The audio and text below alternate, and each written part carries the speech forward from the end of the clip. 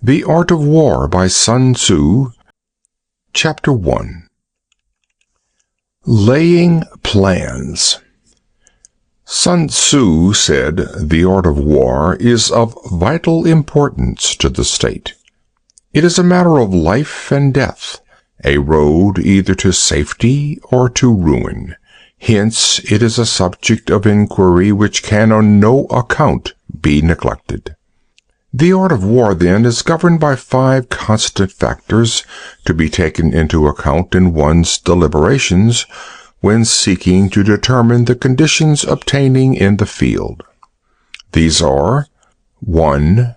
The moral law, 2. Heaven, 3. Earth, 4. The commander, 5. Method and discipline.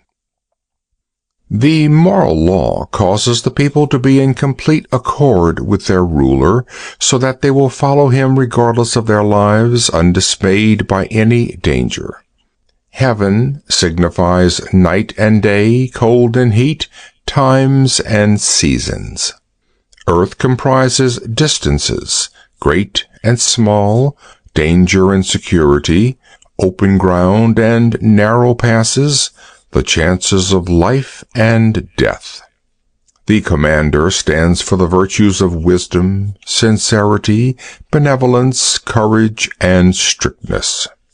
By method and discipline are to be understood the marshalling of the army and its proper subdivisions, the graduations of rank among the officers, the maintenance of roads by which supplies may reach the army, and the control of military expenditure.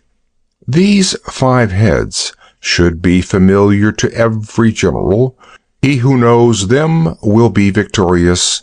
He who knows them not will fail. Therefore, in your deliberations when seeking to determine the military conditions, let them be made the basis of a comparison in this wise. 1. Which of the 2 sovereigns is imbued with the moral law? 2. Which of the 2 generals has most ability? 3. With whom lie the advantages derived from heaven and earth? 4. On which side is discipline more rigorously enforced? 5. Which army is stronger? 6. On which side are officers and men more highly trained? 7. In which army is there the greater constancy both in reward and punishment? By means of these 7 considerations, I can forecast victory or defeat. The general that hearkens to my counsel and acts upon it will conquer. Let such a one be retained in command. The general that hearkens not to my counsel nor acts upon it will suffer defeat. Let such a one be dismissed.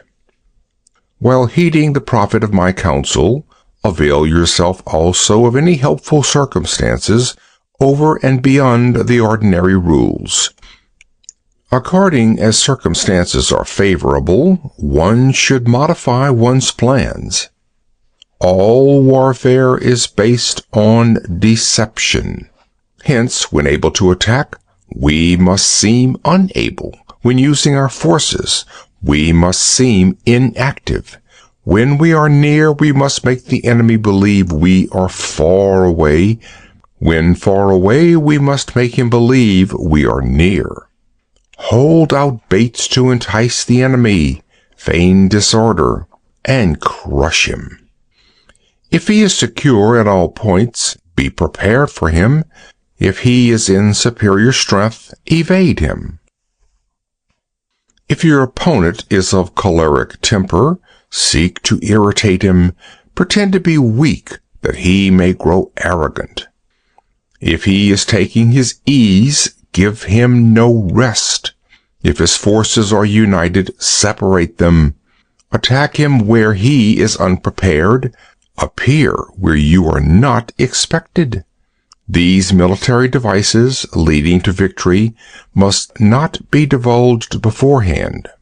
Now the general who wins a battle makes many calculations in his temple ere the battle is fought.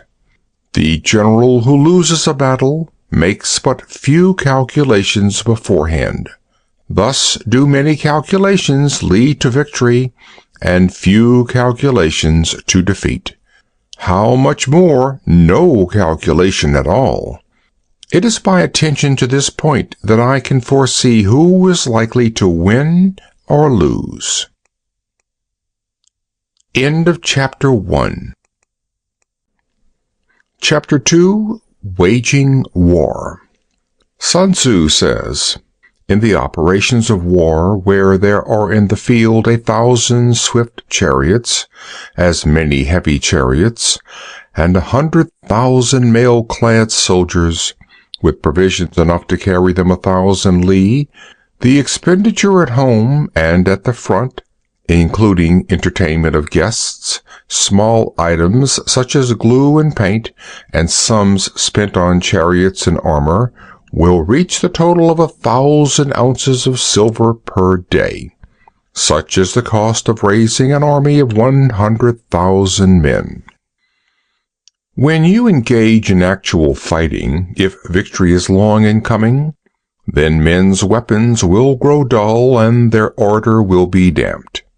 If you lay siege to a town, you will exhaust your strength. Again, if the campaign is protracted, the resources of the state will not be equal to the strain. Now, when your weapons are dulled, your ardor damped, your strength exhausted, and your treasure spent, other chieftains will spring up to take advantage of your extremity. Then no man, however wise, will be able to avert the consequences that must ensue. Thus, though we have heard of stupid haste in war, cleverness has never been seen associated with long delays. There is no instance of a country having benefited from prolonged warfare. It is only one who is thoroughly acquainted with the evils of war that can thoroughly understand the profitable way of carrying it on. The skillful soldier does not raise a second levy, neither are his supply wagons loaded more than twice. Bring war material with you from home, but forage on the enemy. Thus the army will have food enough for its needs. Poverty of the state exchequer causes an army to be maintained by contributions from a distance. Contributing to maintain an army at a distance causes the people to be impoverished. On the other hand, the proximity of an army causes prices to go up, and high prices cause the people's substance to be drained away. When their substance is drained away, the peasantry will be afflicted by heavy exactions. With this loss of substance and exhaustion of strength, the homes of the people will be stripped bare, and 3/10 of their income will be dissipated, while government expenses for broken chariots, worn-out horses, breastplates and helmets, bows and arrows, spears and shields, protective mantles, draft oxen, and heavy wagons will amount to 4/10 of its total revenue. Hence, a wise general makes a point of foraging on the enemy. 1 cartload of enemy's provisions is equivalent to 20 of one's own, and likewise a single picul of his provender is equivalent to 20 from one's own store. Now, in order to kill the enemy, our men must be roused to anger. That there may be advantage from defeating the enemy, they must have their rewards. Therefore, in chariot fighting, when 10 or more chariots have been taken, those should be rewarded who took the first. Our own flags should be substituted for those of the enemy, and the chariots mingled and used in conjunction with ours. The captured soldiers should be kindly treated and kept. This is called using the conquered foe to augment one's own strength. In war, then, Let your great object be victory, not lengthy campaigns. Thus it may be known that the leader of armies is the arbiter of the people's fate, the man on whom it depends whether the nation shall be in peace or in peril. End of Chapter 2. Chapter 3. Attack by Stratagem. Sun Tzu said, "In the practical art of war, the best thing of all is to take the enemy's country whole and intact. To shatter and destroy it is not so good. So, too, it is better to recapture an army entire than to destroy it, to capture a regiment, a detachment, or a company entire than to destroy them." Hence, to fight and conquer in all your battles is not supreme excellence. Supreme excellence consists in breaking the enemy's resistance without fighting. Thus, the highest form of generalship is to balk the enemy's plans. The next best is to prevent the injunction of the enemy's forces. The next in order is to attack the enemy's army in the field, and the worst policy of all is to besiege walled cities. The rule is not to besiege walled cities if it can possibly be avoided. The preparation of mantlets, movable shelters, and various implements of war will take up 3 whole months, and the piling up of mounds over against the wall will take 3 months more. The general, unable to control his irritation, will launch his men to the assault like swarming ants, with the result that 1/3 of his men are slain while the town still remains untaken. Such are the disastrous effects of a siege. Therefore, the skillful leader subdues the enemy's troops without any fighting. He captures their cities without laying siege to them. He overthrows their kingdom without lengthy operations in the field. With his forces intact, he will dispute the mastery of the empire, and thus, without losing a man, his triumph will be complete. This is the method of attacking by stratagem. It is the rule in war, if our forces are 10 to the enemy's 1, to surround him; if 5 to 1, to attack him; if twice as numerous, to divide our army into 2. If equally matched, we can offer battle. If slightly inferior in numbers, we can avoid the enemy. If quite unequal in every way, we can flee from him. Hence, though an obstinate fight may be made by a small force, in the end it must be captured by the larger force. Now, the general is the bulwark of the state. If the bulwark is complete at all points, the state will be strong. If the bulwark is defective, the state will be weak.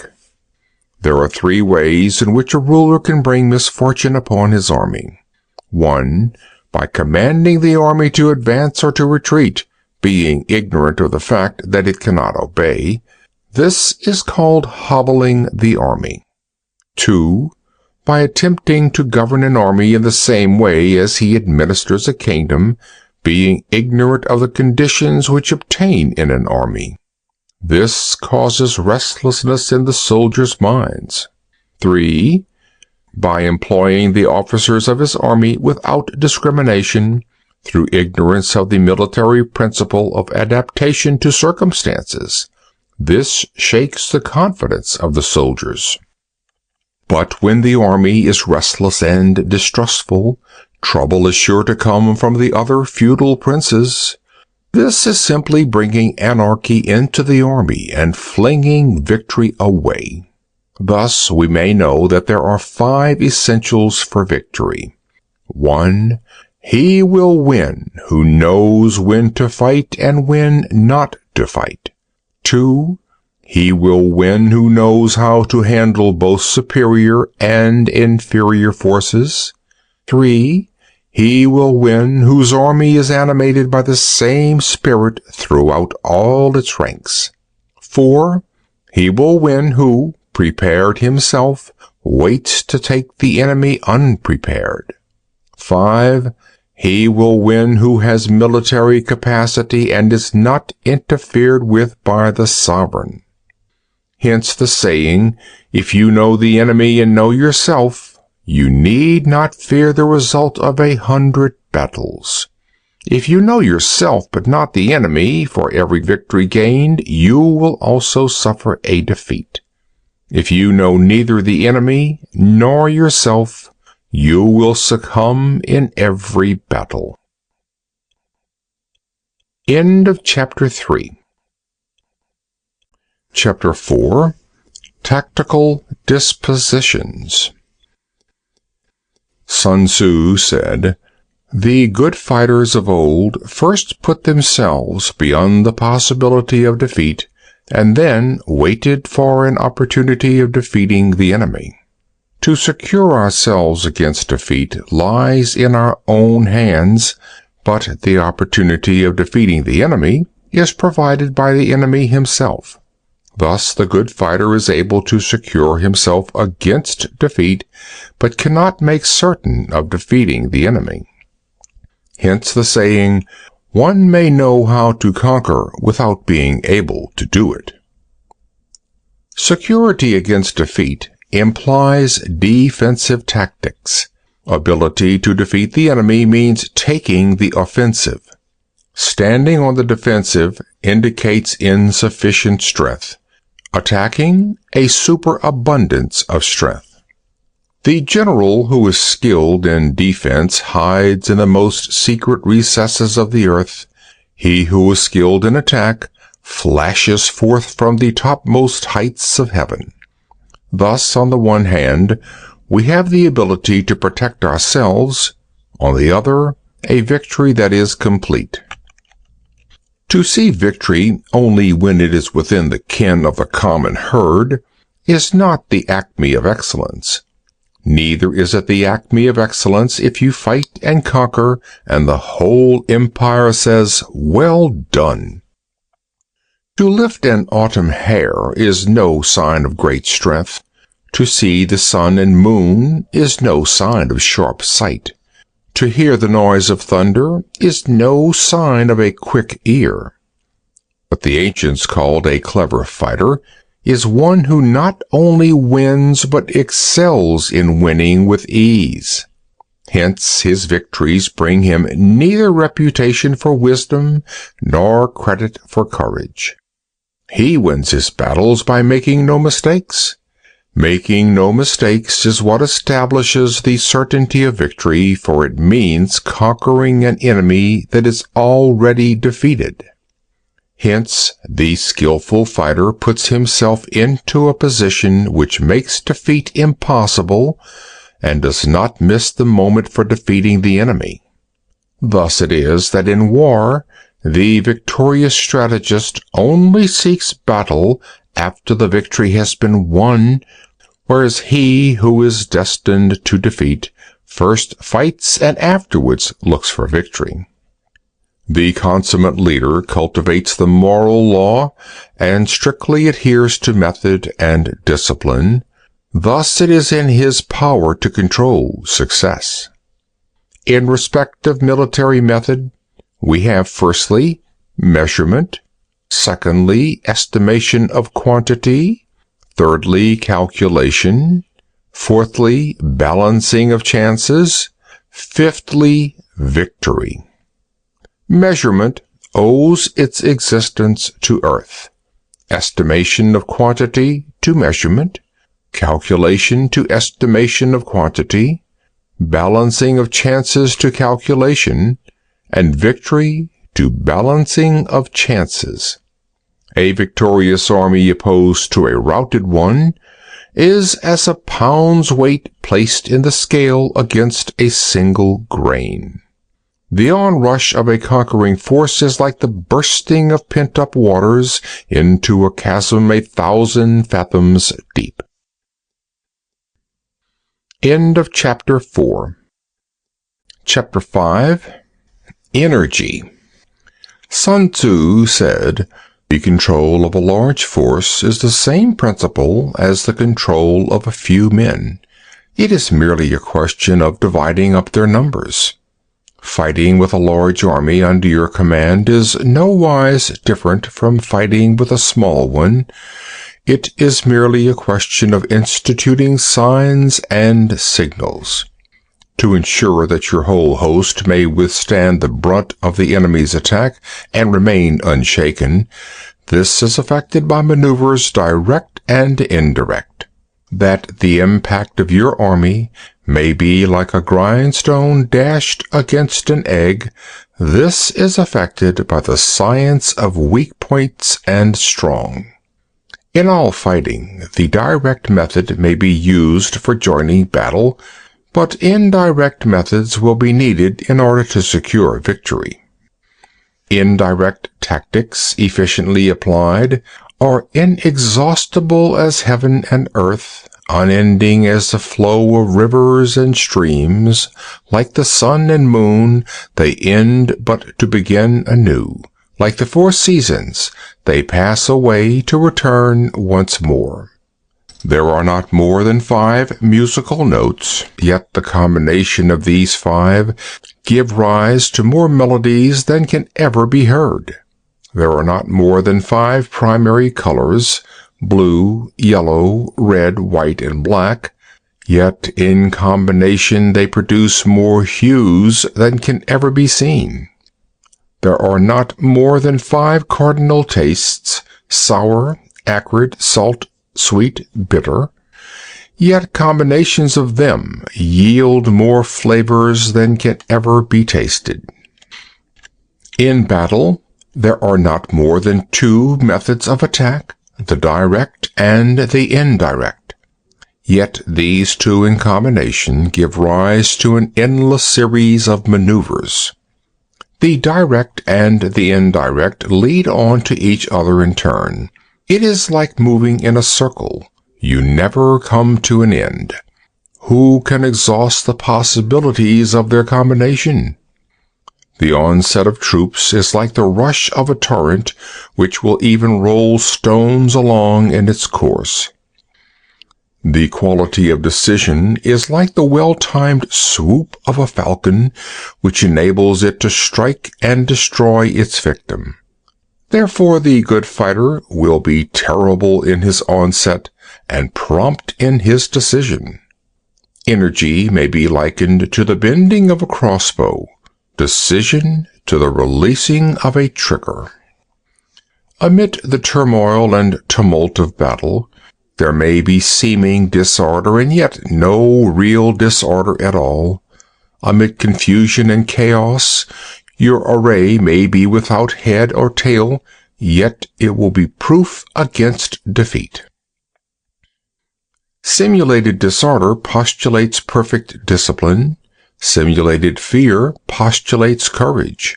Simulated weakness postulates strength. Hiding order beneath the cloak of disorder is simply a question of subdivision. Concealing courage under a show of timidity presupposes a fund of latent energy. Masking strength with weakness is to be effected by tactical dispositions. Thus, one who is skillful at keeping the enemy on the move maintains deceitful appearances, according to which the enemy will act. He sacrifices something that the enemy may snatch at it. By holding out baits he keeps him on the march, then with a body of picked men he lies in wait for him. The clever combatant looks to the effect of combined energy and does not require too much from individuals, hence his ability to pick out the right men and utilize combined energy. When he utilizes combined energy, his fighting men become as it were like unto rolling logs or stones, for it is the nature of a log or stone to remain motionless on level ground, and to move when on a slope, if four-cornered to come to a standstill, but if round-shaped to go rolling down. Thus, the energy developed by good fighting men is as the momentum of a round stone rolled down a mountain thousands of feet in height. So much on the subject of energy. End of Chapter 5. Chapter 6. Weak Points and Strong. Sun Tzu said, "Whoever is first in the field and awaits the coming of the enemy will be fresh for the fight. Whoever is second in the field and has to hasten to battle will arrive exhausted." Therefore, the clever combatant imposes his will on the enemy, but does not allow the enemy's will to be imposed on him. By holding out advantages to him, he can cause the enemy to approach of his own accord, or by inflicting damage, he can make it impossible for the enemy to draw near. If the enemy is taking his ease, he can harass him. If he is well supplied with food, he can starve him out. If quietly encamped, he can force him to move. Appear at points which the enemy must hasten to defend. March swiftly to places where you are not expected. An army may march great distances without distress if it marches through country where the enemy is not. You can be sure of succeeding in your attacks if you only attack places which are undefended. You can ensure the safety of your defense if you only hold positions that cannot be attacked. Hence, that general is skillful in attack whose opponent does not know what to defend, and he is skillful in defense whose opponent does not know what to attack. O divine art of subtlety and secrecy! Through you we learn to be invisible, through you inaudible, and hence we can hold the enemy's fate in our hands. You may advance and be absolutely irresistible if you make for the enemy's weak points. You may retire and be safe from pursuit if your movements are more rapid than those of the enemy. If we wish to fight, the enemy can be forced to an engagement even though he be sheltered behind a high rampart and a deep ditch. All we need do is attack some other place that he will be obliged to relieve. If we do not wish to fight, we can prevent the enemy from engaging us even though the lines of our encampment be merely traced out on the ground. All we need do is to throw something odd and unaccountable in his way. By discovering the enemy's dispositions and remaining invisible ourselves, we can keep our forces concentrated while the enemy's must be divided. We can form a single united body, while the enemy must split up into fractions. Hence, there will be a whole pitted against several parts of a whole, which means that we shall be many to the enemy's few. And if we are able thus to attack an inferior force with a superior one, our opponents will be in dire straits. The spot where we intend to fight must not be made known, for then the enemy will have to prepare against a possible attack at several different points, and his forces being thus distributed in many directions, the numbers we shall have to face at any given point will be proportionately few. For should the enemy strengthen his van, he will weaken his rear. Should he strengthen his rear, he will weaken his van. Should he strengthen his left, he will weaken his right. Should he strengthen his right, he will weaken his left. If he sends reinforcements everywhere, he will everywhere be weak. Numerical weakness comes from having to prepare against possible attacks. Numerical strength from compelling our adversary to make these preparations against us. Knowing the place and the time of the coming battle, we may concentrate from the greatest distances in order to fight. But if neither time nor place be known, then the left wing will be impotent to succor the right equally impotent to succor the left, the van unable to relieve the rear, or the rear to support the van. How much more so if the furthest portions of the army are anything under 100 li apart, and even the nearest are separated by several li. Though, according to my estimate, the soldiers of Hue exceed our own in number, that shall advantage them nothing in the matter of victory. I say, then, that victory can be achieved. Though the enemy be stronger in numbers, we may prevent him from fighting. Scheme so as to discover his plans and the likelihood of their success.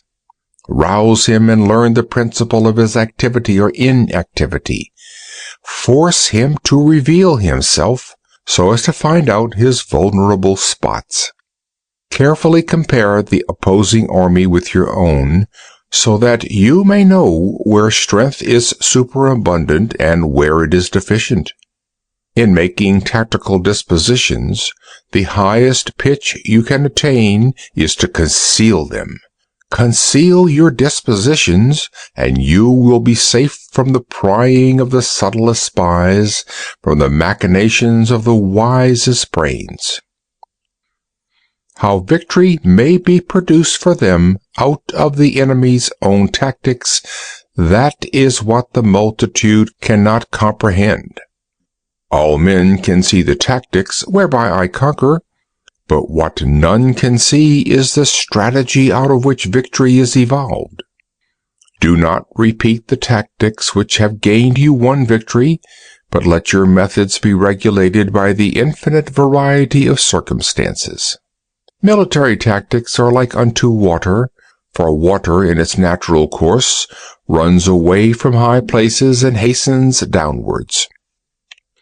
So, in war, the way is to avoid what is strong, and to strike at what is weak. Water shapes its course according to the nature of the ground over which it flows. The soldier works out his victory in relation to the foe whom he is facing.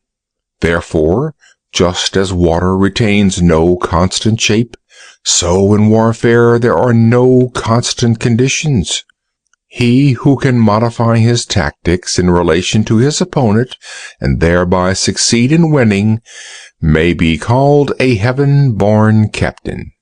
The 5 elements, water, fire, wood, metal, earth, are not always equally predominant. The 4 seasons make way for each in turn. There are short days and long. The moon has its periods of waning and waxing. End of Chapter 6. Chapter 7. Maneuvering. Sun Tzu said, "In war, the general receives his commands from the sovereign. Having collected an army and concentrated his forces, he must blend and harmonize the different elements thereof before pitching his camp. After that comes tactical maneuvering, than which there is nothing more difficult. The difficulty of tactical maneuvering consists in turning the devious into the direct, and misfortune into gain. Thus, to take a long and circuitous route, after enticing the enemy out of the way, and those starting after him, to contrive to reach the goal before him, shows knowledge of the artifice of deviation. Maneuvering with an army is advantageous, with an undisciplined multitude most dangerous. If you set a fully equipped army in march in order to snatch an advantage, the chances are that you will be too late. On the other hand, to detach a flying column for the purpose involves the sacrifice of its baggage and stores. Thus, if you order your men to roll up their buff coats and make forced marches without halting day or night, covering double the usual distance at a stretch, doing 100 li in order to wrest an advantage, the leaders of all your 3 divisions will fall into the hands of the enemy. The stronger men will be in front, the jaded ones will fall behind, and on this plan only 1/10 of your army will reach its destination. If you march 50 li in order to outmaneuver the enemy, you will lose the leader of your 1st division, and only half your force will reach the goal. If you march 30 li with the same object, 2/3 of your army will arrive. We will take it then that an army without its baggage train is lost. Without provisions, it is lost. Without bases of supply, it is lost. We cannot enter into alliances until we are acquainted with the designs of our neighbors. We are not fit to lead an army on the march unless we are familiar with the face of the country, its mountains and forests, its pitfalls and precipices, its marshes and swamps. We shall be unable to turn natural advantage to account unless we make use of local guides. In war, practice dissimulation and you will succeed. Whether to concentrate or to divide your troops must be decided by circumstances. Let your rapidity be that of the wind, your compactness that of the forest. In raiding and plundering be like fire, in immovability like a mountain. Let your plans be dark and impenetrable as night, and when you move, fall like a thunderbolt. When you plunder a countryside, let the spoil be divided amongst your men. When you capture new territory, cut it up into allotments for the benefit of the soldiery. Ponder and deliberate before you make a move. He will conquer who has learnt the artifice of deviation. Such is the art of maneuvering. The Book of Army Management says, "On the field of battle the spoken word does not carry far enough, hence the institution of gongs and drums. Nor can ordinary objects be seen clearly enough, hence the institution of banners and flags." Gongs and drums, banners and flags, are means whereby the ears and eyes of the host may be focused on one particular point. The host, thus forming a single united body, it is impossible either for the brave to advance alone, or for the cowardly to retreat alone. This is the art of handling large masses of men. In night fighting, then, make much use of signal fires and drums, and in fighting by day, of flags and banners, as a means of influencing the ears and eyes of your army. A whole army may be robbed of its spirit. A commander-in-chief may be robbed of his presence of mind. Now, a soldier's spirit is keenest in the morning. By noonday it has begun to flag, and in the evening his mind is bent only on returning to camp. A clever general, therefore, avoids an army when its spirit is keen, but attacks it when it is sluggish and inclined to return. This is the art of studying moods. Disciplined and calm, to await the appearance of disorder and hubbub amongst the enemy, this is the art of retaining self-possession. To be near the goal while the enemy is still far from it, to wait at ease while the enemy is toiling and struggling, to be well fed while the enemy is famished, this is the art of husbanding one's strength. To refrain from intercepting an enemy whose banners are in perfect order, to refrain from attacking an army drawn up in calm and confident array, this is the art of studying circumstances. It is a military axiom not to advance uphill against the enemy, nor to oppose him when he comes downhill. Do not pursue an enemy who simulates flight. Do not attack soldiers whose temper is keen. Do not swallow bait offered by the enemy. Do not interfere with an army that is returning home. When you surround an army, leave an outlet free. Do not press a desperate foe too hard. Such is the art of warfare. End of Chapter 7. Chapter 8. Variation in Tactics. Sun Tzu said, "In war, the general receives his commands from the sovereign, collects his army, and concentrates his forces. When in difficult country, do not encamp.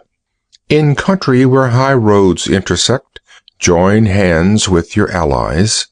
Do not linger in dangerously isolated positions. In hemmed-in situations, you must resort to stratagem. In desperate position, you must fight. There are roads which must not be followed, armies which must be not attacked, towns which must not be besieged, positions which must not be contested, commands of the sovereign which must not be obeyed." The general who thoroughly understands the advantages that accompany variation of tactics knows how to handle his troops. The general who does not understand these may be well acquainted with the configuration of the country, yet he will not be able to turn his knowledge to practical account. So the student of war, who is unversed in the art of war of varying his plans, even though he be acquainted with the 5 advantages, will fail to make the best use of his men. Hence the wise leader's plans, considerations of advantage and of disadvantage will be blended together. If our expectation of advantage be tempered in this way, we may succeed in accomplishing the essential part of our schemes. If, on the other hand, in the midst of difficulties we are always ready to seize an advantage, we may extricate ourselves from misfortune. Reduce the hostile chiefs by inflicting damage on them, and make trouble for them, and keep them constantly engaged. Hold out specious allurements, and make them rush to any given point. The art of war teaches us to rely not on the likelihood of the enemy's not coming, but on our own readiness to receive him, not on the chance of his not attacking, but rather on the fact that we have made our position unassailable. There are 5 dangerous faults which may affect a general. 1. Recklessness, which leads to destruction. 2. Cowardice, which leads to capture. 3. A hasty temper, which can be provoked by insults. 4. A delicacy of honor, which is sensitive to shame. 5. Over-solicitude for his men, which exposes him to worry and trouble. These are the 5 besetting sins of a general, ruinous to the conduct of war. When an army is overthrown and its leader slain, the cause will surely be found among these 5 dangerous faults. Let them be the subject of meditation. End of Chapter 8. Chapter 9. The Army on the March. Sun Tzu said, "We come now to the question of encamping the army and observing signs of the enemy. Pass quickly over mountains and keep in the neighborhood of valleys. Camp in high places facing the sun. Do not climb heights in order to fight." So much for mountain warfare. After crossing a river, you should get far away from it. When an invading force crosses a river in its onward march, do not advance to meet it in midstream. It will be best to let half the army get across and then deliver your attack. If you are anxious to fight, you should not go to meet the invader near a river which he has to cross. Moor your craft higher up than the enemy and facing the sun. Do not move upstream to meet the enemy. So much for river warfare. In crossing salt marshes, your sole concern should be to get over them quickly without any delay. If forced to fight in a salt marsh, you should have water and grass near you, and get your back to a clump of trees. So much for operations in salt marshes. In dry level country, take up an easily accessible position with rising ground to your right and on your rear, so that the danger may be in front and safely lie behind. So much for campaigning in flat country. There are 4 useful branches of military knowledge which enabled the Yellow Emperor to vanquish 4 several sovereigns. All armies prefer high ground to low and sunny places to dark. If you are careful of your men and camp on hard ground, the army will be free from disease of every kind, and this will spell victory. When you come to a hill or a bank, occupy the sunny side with the slope on your right rear. Thus, you will at once act for the benefit of your soldiers and utilize the natural advantages of the ground. When, in consequence of heavy rains up country, a river which you wish to ford is swollen and flecked with foam, you must wait until it subsides. Country in which there are precipitous cliffs with torrents running between, deep natural hollows, confined places, tangled thickets, quagmires and crevasses, should be left with all possible speed, and not approached. While we keep away from such places, we should get the enemy to approach them. While we face them, we should let the enemy have them on his rear. If in the neighborhood of your camp there should be any hilly country, ponds surrounded by aquatic grass, hollow basins filled with reeds, or woods with thick undergrowth, they must be carefully routed out and searched, for these are places where men in ambush and insidious spies are likely to be lurking.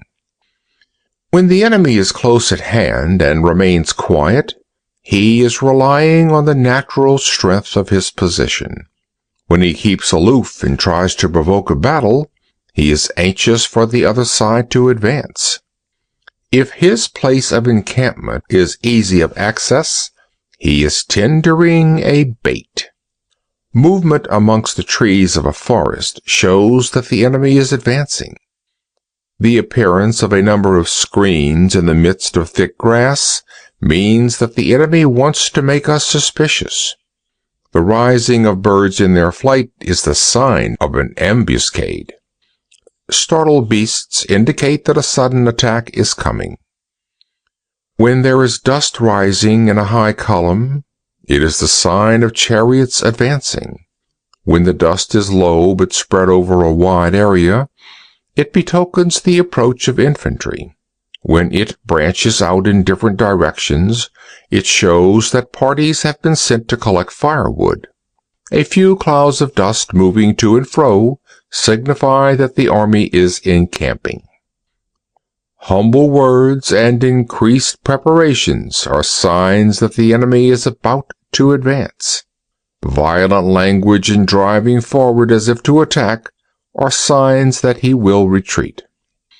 When the light chariots come out first and take up position on the wings, it is a sign that the enemy is forming for battle. Peace proposals unaccompanied by a sworn covenant indicate a plot. When there is much running about and the soldiers fall into rank, it means that the critical moment has come. When some are seen advancing and some retreating, it is a lure. When the soldiers stand leaning on their spears, they are faint from want of food. If those who are sent to draw water begin by drinking themselves, the army is suffering from thirst. If the enemy sees an advantage to be gained and makes no effort to secure it, the soldiers are exhausted. If birds gather on any spot, it is unoccupied. Clamor by night betokens nervousness. If there is disturbance in the camp, the general's authority is weak.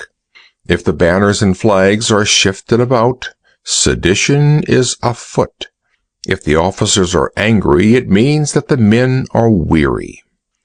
When an army feeds its horses with grain and kills its cattle for food, and when the men do not hang their cooking pots over the campfires, showing that they will not return to their tents, you may know that they are determined to fight to the death. The sight of men whispering together in small knots or speaking in subdued tones points to disaffection amongst the rank and file. Too frequent rewards signify that the enemy is at the end of his resources. Too many punishments betray a condition of dire distress. To begin by bluster, but afterwards to take fright at the enemy's numbers, shows a supreme lack of intelligence. When envoys are sent with compliments in their mouths, it is a sign that the enemy wishes for a truce. If the enemy's troops march up angrily and remain facing ours for a long time without either joining battle or taking themselves off again, the situation is one that demands great vigilance and circumspection. If our troops are no more in number than the enemy, that is amply sufficient. It only means that no direct attack can be made. What we can do is simply to concentrate all our available strength, keep a close watch on the enemy, and obtain reinforcements. He who exercises no forethought but makes light of his opponents is sure to be captured by them. If soldiers are punished before they have grown attached to you, they will not prove submissive, and unless submissive, then will be practically useless.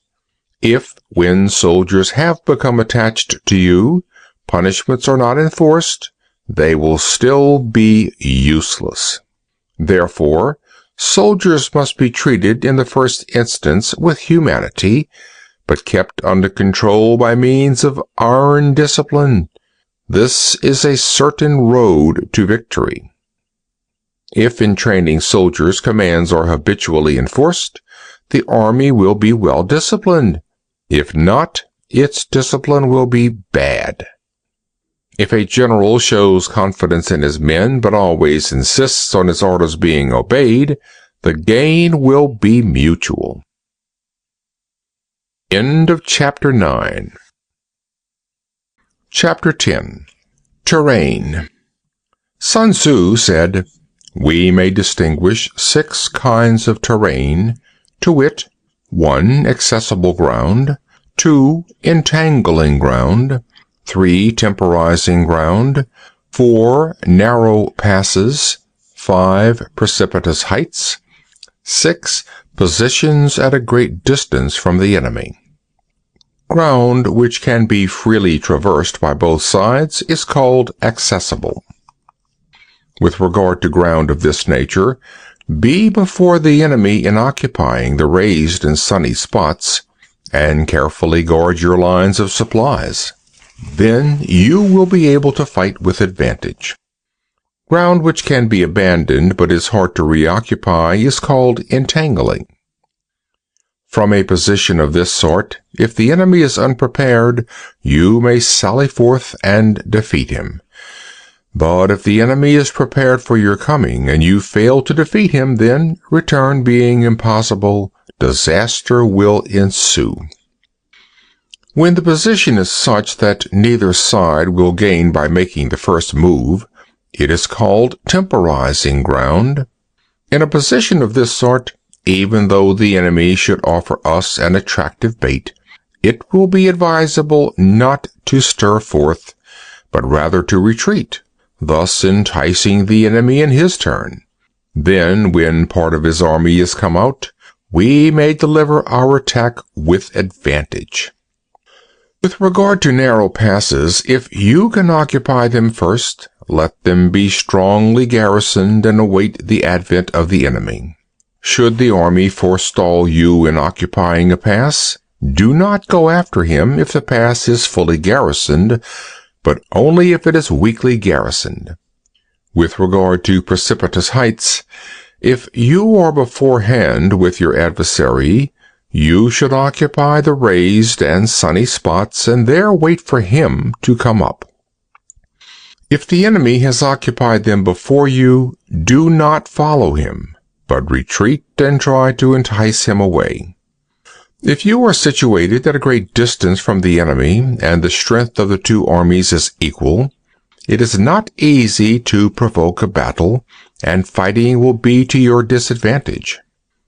These 6 are the principles connected with earth. The general who has attained a responsible post must be careful to study them. Now, an army is exposed to 6 several calamities, not arising from natural causes, but from faults for which the general is responsible. These are 1. Flight, 2. Insubordination, 3. Collapse, 4. Ruin, 5. Disorganization, 6. Rout. Other conditions being equal, if one force is hurled against another 10 times its size, the results will be the flight of the former. When the common soldiers are too strong and their officers too weak, the result is insubordination. When the officers are too strong and the common soldiers too weak, the result is collapse. When the higher officers are angry and insubordinate, and on meeting the enemy give battle on their own account from a feeling of resentment, before the commander-in-chief can tell whether or not he is in a position to fight, the result is ruin. When the general is weak and without authority, when his orders are not clear and distinct, when there are no fixed duties assigned to officers and men, and the ranks are formed in a slovenly, haphazard manner, the result is utter disorganization. When a general, unable to estimate the enemy's strength, allows an inferior force to engage a larger one, or hurls a weak detachment against a powerful one, and neglects to place picked soldiers in the front rank, the result must be rout. There are 6 ways of courting defeat, which must be carefully noted by the general who has attained a responsible post. The natural formation of the country is the soldier's best ally, but a power of estimating the adversary, of controlling the force of victory, and of shrewdly calculating difficulties, dangers, and distances constitutes the test of a great general. He who knows these things, and in fighting puts his knowledge into practice, will win his battles. He who knows them not, nor practices them, will surely be defeated. If fighting is sure to result in victory, then you must fight, even though the ruler forbid it. If fighting will not result in victory, then you must not fight even at the ruler's bidding.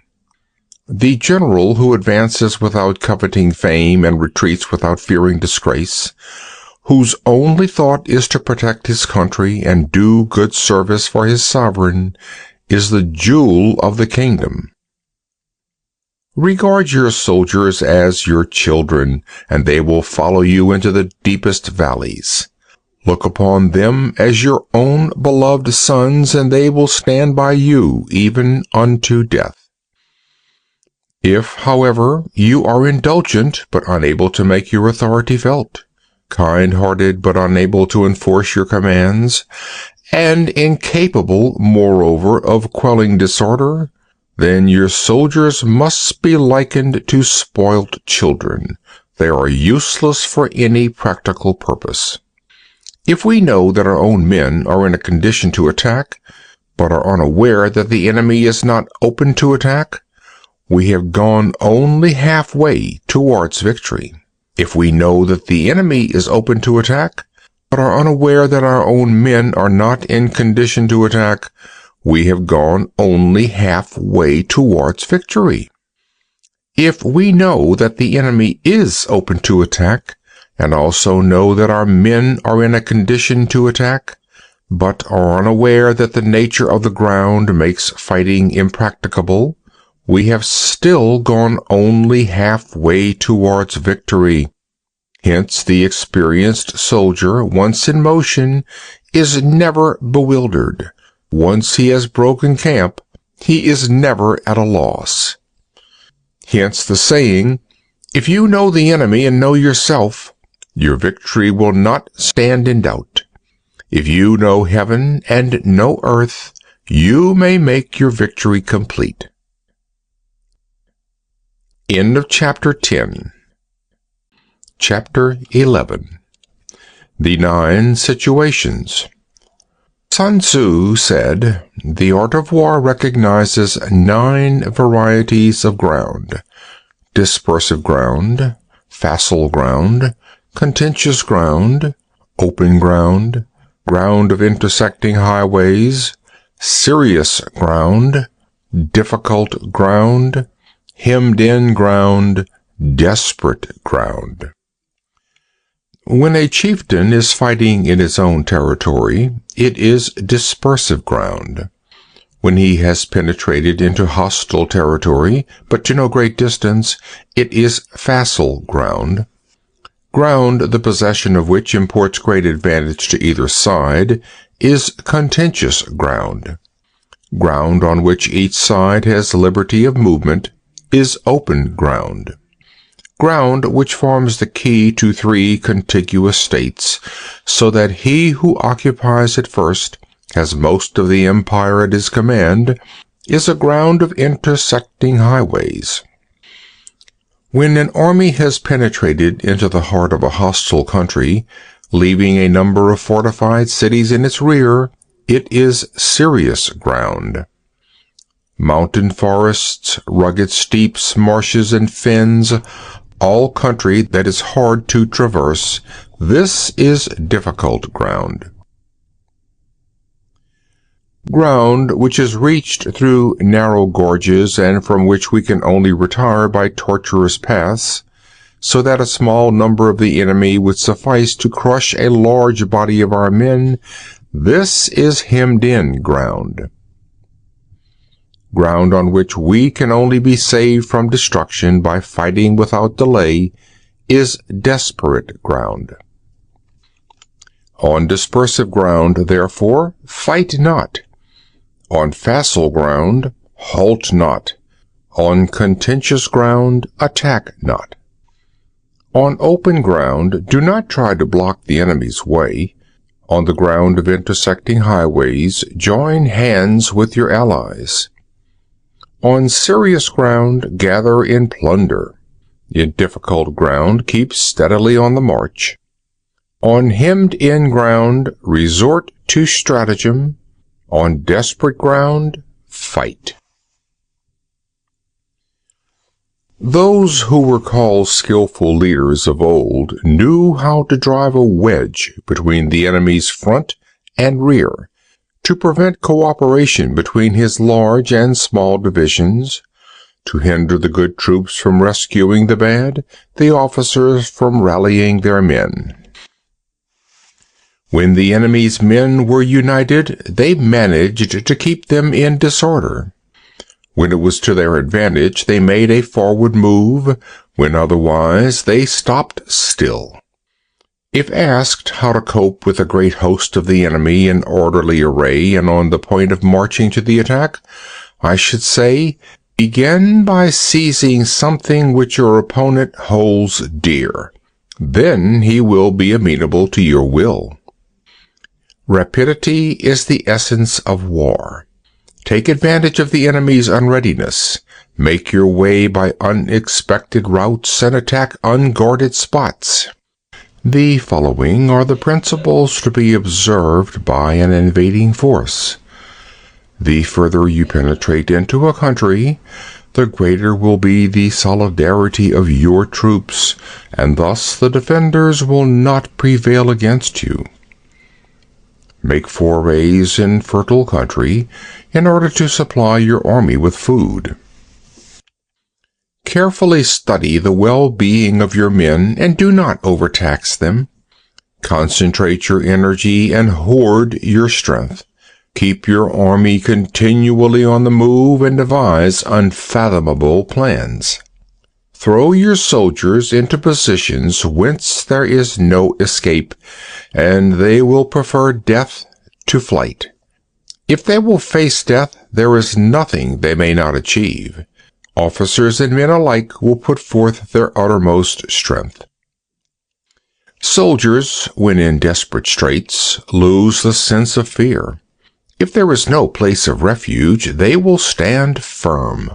If they are in hostile country, they will show a stubborn front. If there is no help for it, they will fight hard. Thus, without waiting to be marshaled, the soldiers will be constantly on the qui vive, without waiting to be asked, and they will do your will without restrictions. They will be faithful. Without giving orders, they can be trusted. Prohibit the taking of omens and do away with superstitious doubts. Then, until death itself comes, no calamity need be feared. If our soldiers are not overburdened with money, it is not because they have a distaste for riches. If their lives are not unduly long, it is not because they are disinclined to longevity. On the day they are ordered out to battle, your soldiers may weep, those sitting up bedewing their garments, and those lying down, letting the tears run down their cheeks. But let them once be brought to bay, and they will display the courage of a Chu or Kuei. The skillful tactician may be likened to a shuijan. Now the shuijan is a snake that is found in the Chuung Mountains. Strike at its head, and you will be attacked by its tail. Strike at its tail, and you will be attacked by its head. Strike at its middle, and you will be attacked by head and tail both.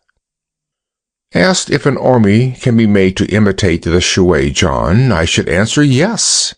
For the men of Wu and the men of Hui are enemies.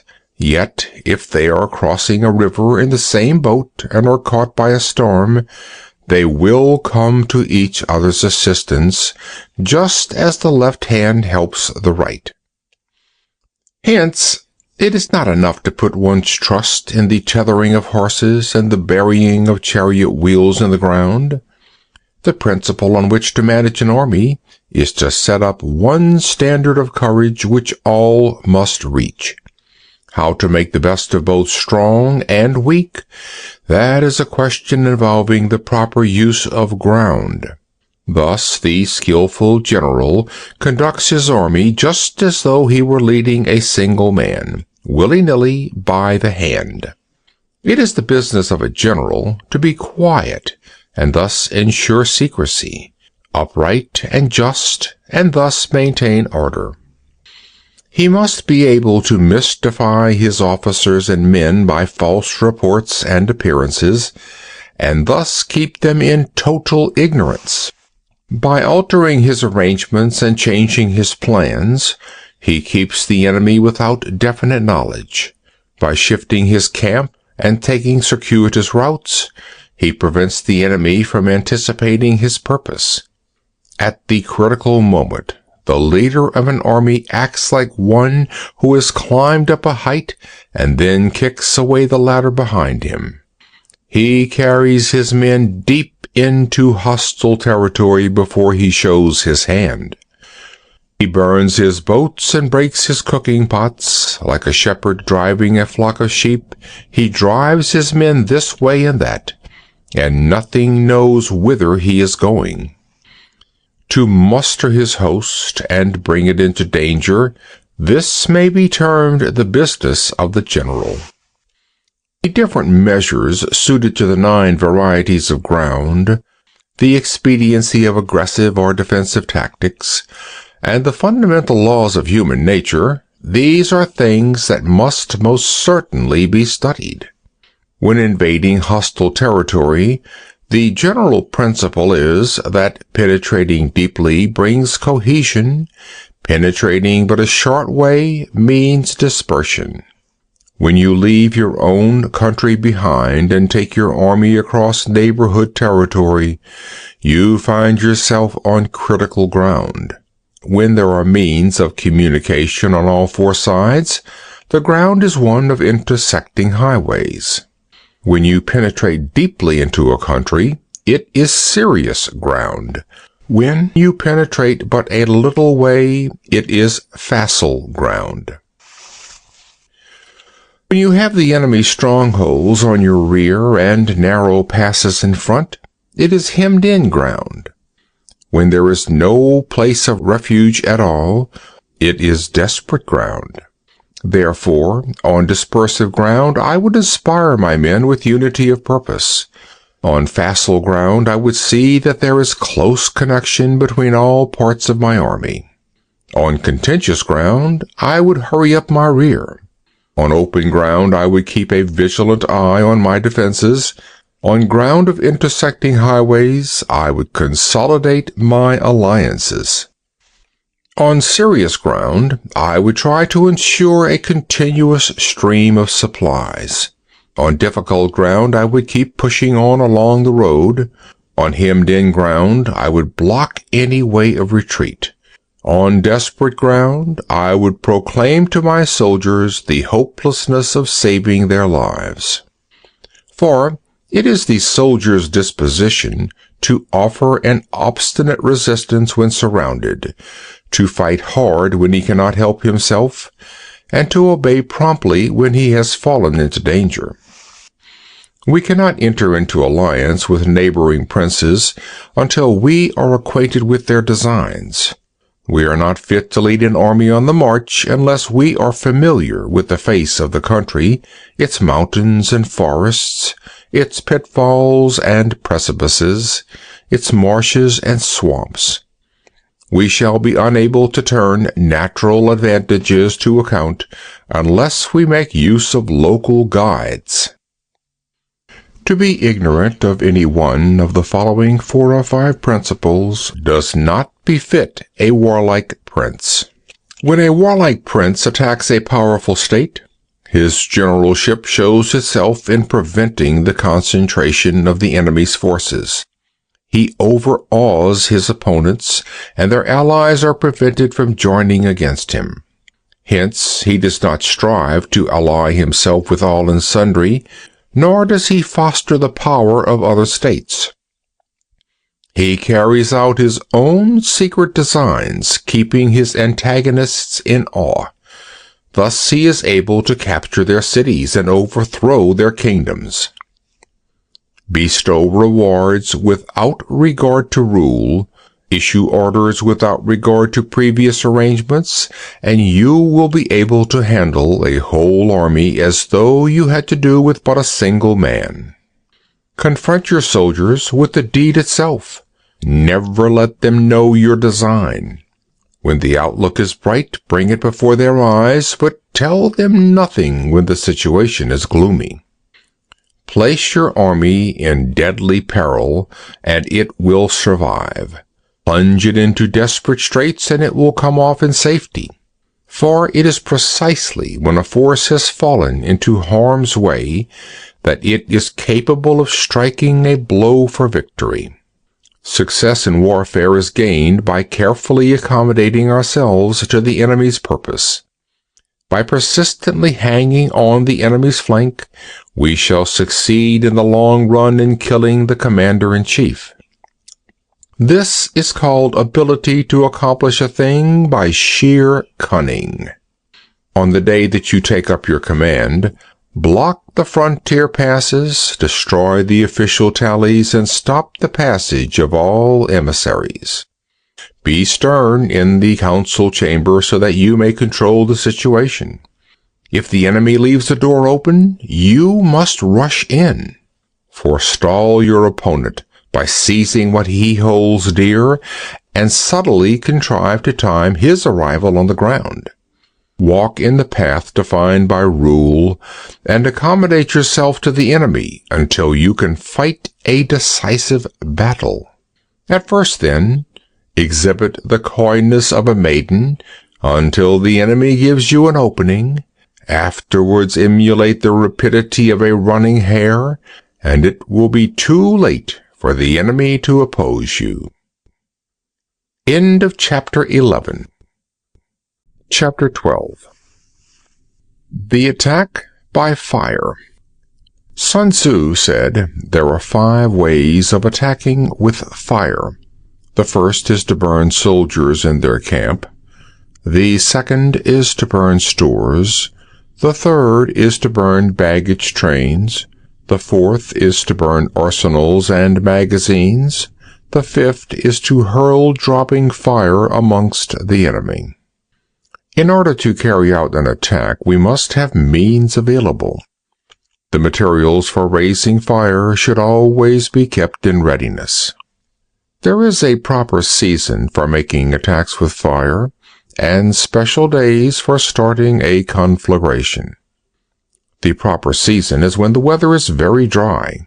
The special days are those when the moon is in the constellations of the sieve, the wall, the wing, or the crossbar, for these 4 are all days of rising wind.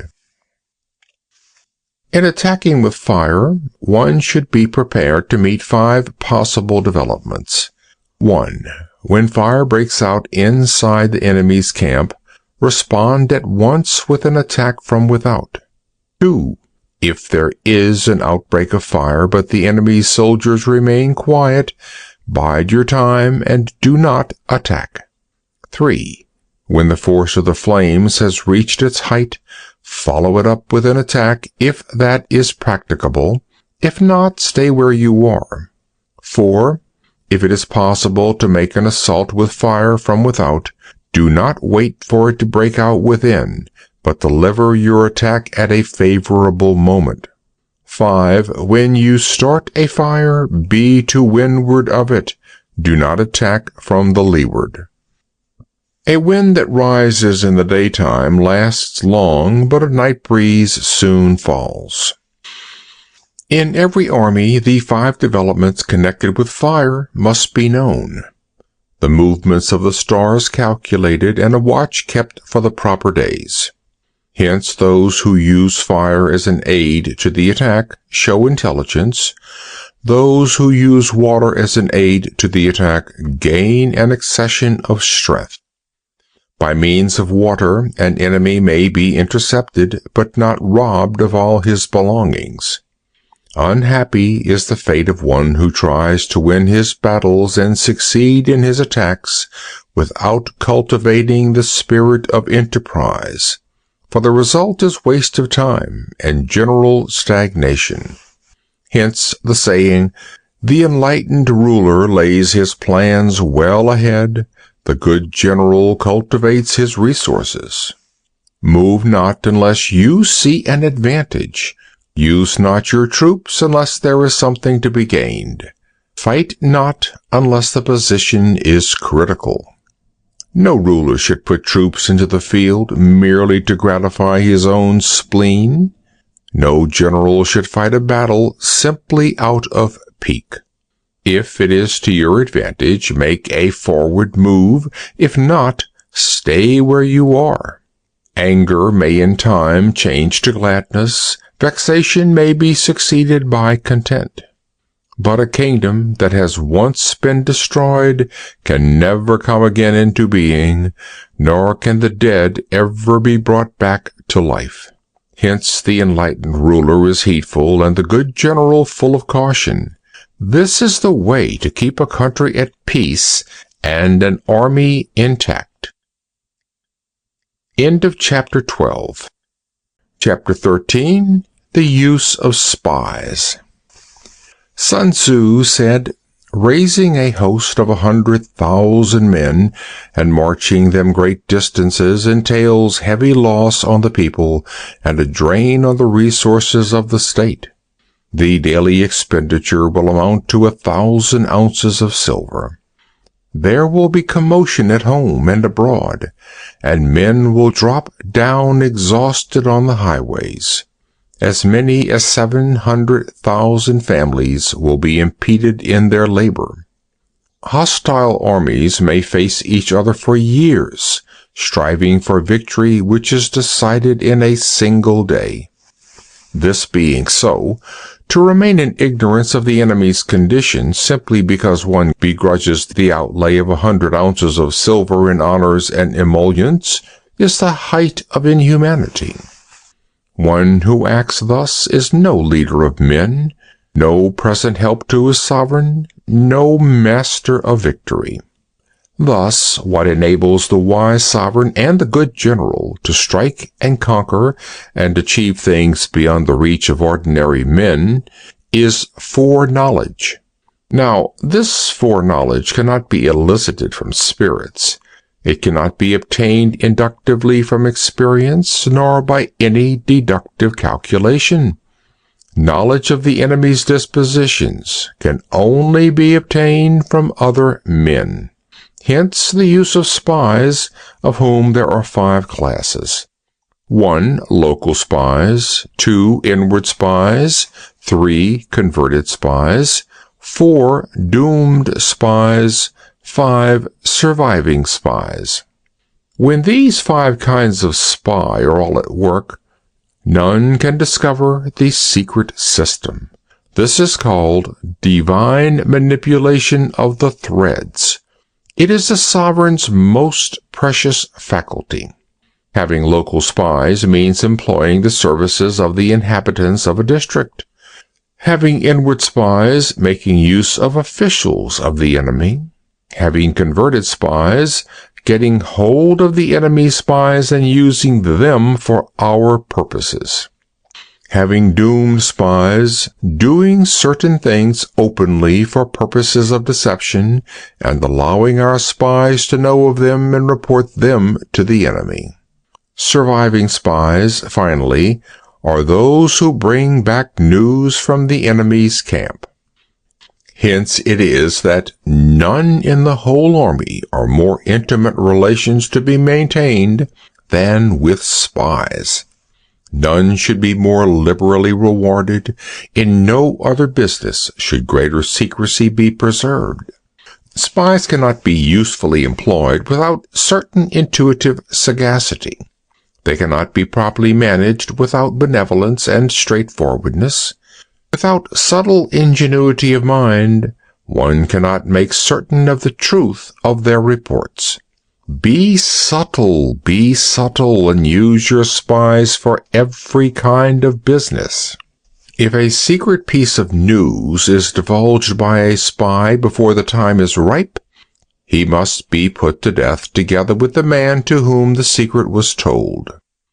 Whenever the object be to crush an army, to storm a city, or to assassinate an individual, it is always necessary to begin by finding out the names of the attendants, the aides-de-camp, and doorkeepers and sentries of the general in command. Our spies must be commissioned to ascertain these. The enemy spies who have come to spy on us must be sought out, tempted with bribes, led away, and comfortably housed. Thus they will become converted spies and available for our service. It is through the information brought by the converted spy that we are able to acquire and employ local and inward spies. It is owing to his information, again, that we can cause the doomed spy to carry false tidings to the enemy. Lastly, it is by his information that the surviving spy can be used on appointed occasions. The end and aim of spying in all its 5 varieties is knowledge of the enemy, and this knowledge can only be derived, in the first instance, from the converted spy. Hence it is essential that the converted spy be treated with the utmost liberality. Of old, the rise of the Yin dynasty was due to I Ching, who had served under Hisha. Likewise, the rise of the Chu dynasty was due to Lu Ya, who had served under the Yin. Hence, it is only the enlightened ruler and the wise general who will use the highest intelligence of the army for purposes of spying, and thereby they achieve great results. Spies are the most important element in water because on them depends an army's ability to move. End of chapter 13. End of The Art of War by Sun Tzu.